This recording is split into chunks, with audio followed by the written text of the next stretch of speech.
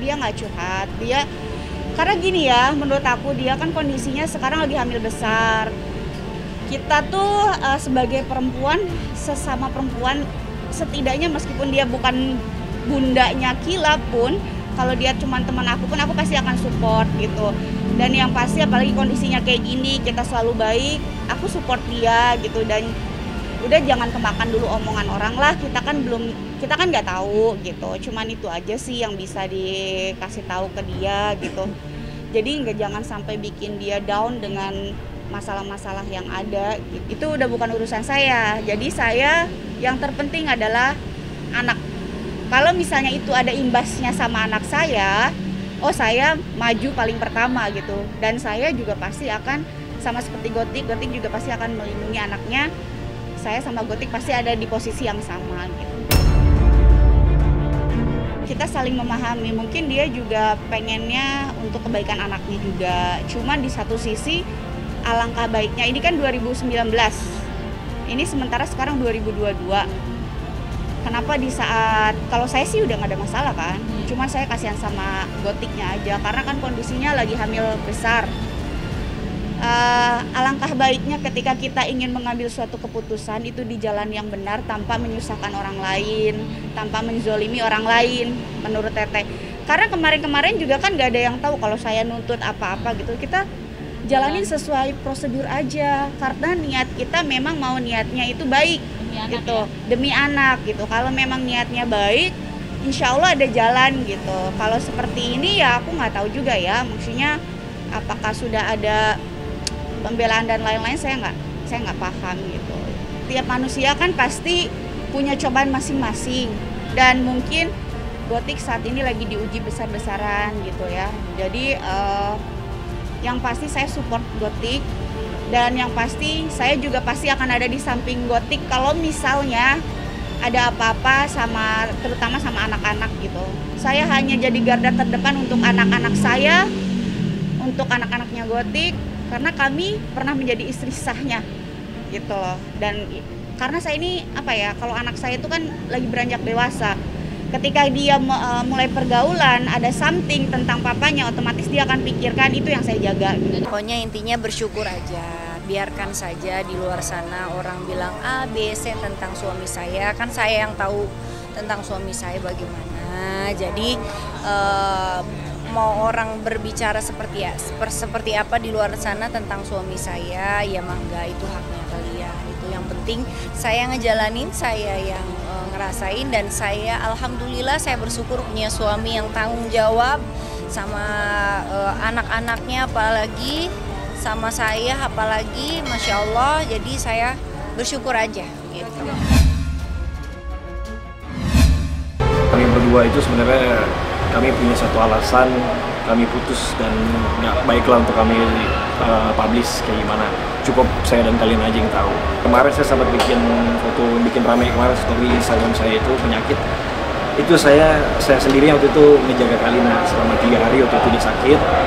Dia diagnosa infeksi saluran kemih waktu itu. Itu saya yang merawat dia 3 hari itu. Ada beberapa hal yang membuat saya bikin story yang benar kayak begitu, karena di sini tuh ada beberapa hal, maksudnya kayak kami waktu itu berdua lagi terbalut emosi, soalnya kami lagi terbalut emosi, kami selesai baik-baik aja. Jadi ini dia mungkin minimnya pengetahuan saya soal medis tentang penyakit itu ya, karena bagi saya saluran kemih itu kan dekat organ vital ya. Infeksi saluran kemih itu dekat organ vital ya. Sebenarnya bukan karena itu sih, alasan utama putus itu bukan karena itu. Ada satu hal yang saya nggak bisa ceritakan, dan mungkin kalian juga tahu apa itu sih, dan nggak kami publish lah. Nah, kami putus baik-baik aja.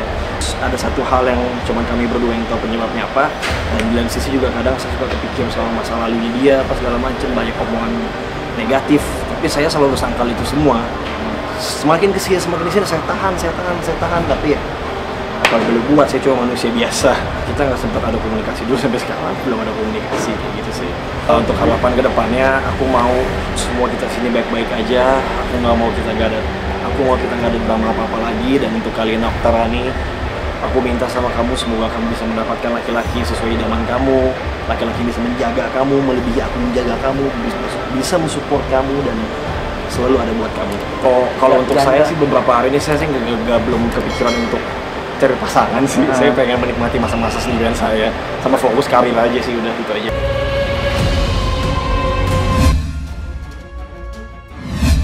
Travel umroh, saya punya travel umroh haji. Ya udah, gratis. Saya berangkatin umroh gratis. Alhamdulillah, terima kasih Pak Ustaz. Saya punya umroh.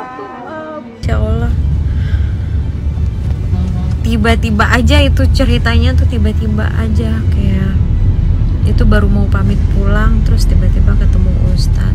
Kayak aku tadinya mau minta doain azam gitu, terus tiba-tiba aja nanya mau ini nggak, mau umroh nggak, langsung kayak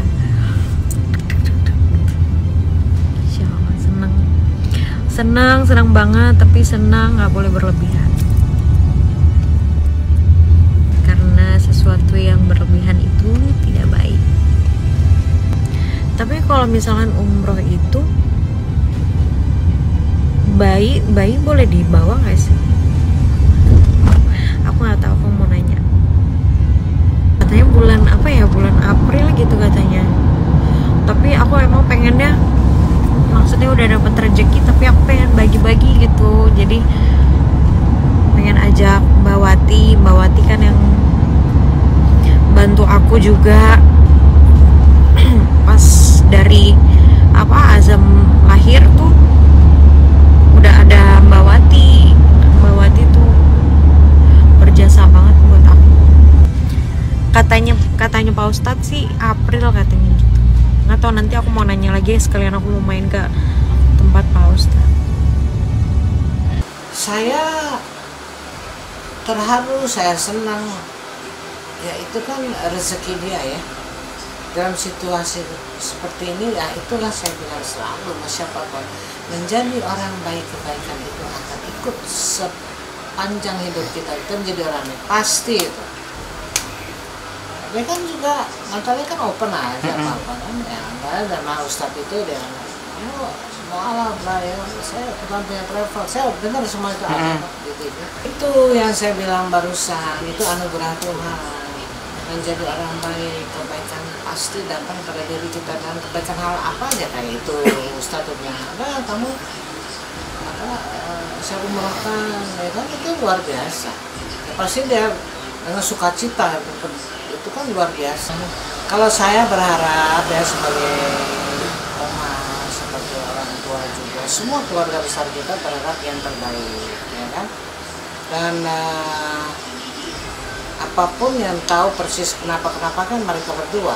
Sidangnya kapan, tapi insya Allah kalau memang misalnya besok sidangnya insya Allah baik-baik saja, jalannya lancar, nggak ada kendala apapun. Dah itu aja. Kalau ditanya soal support, pasti support Natali. Support kita, seperti saya khususnya, semua juga keluarga, tante-tantenya, oma-omanya juga berharap yang terbaik saja lah.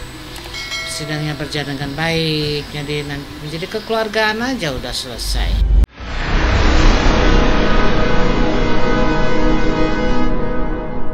Jadi jangan lupa untuk subscribe Cumi Cumi. Ditekan ya tombol lonceng merahnya.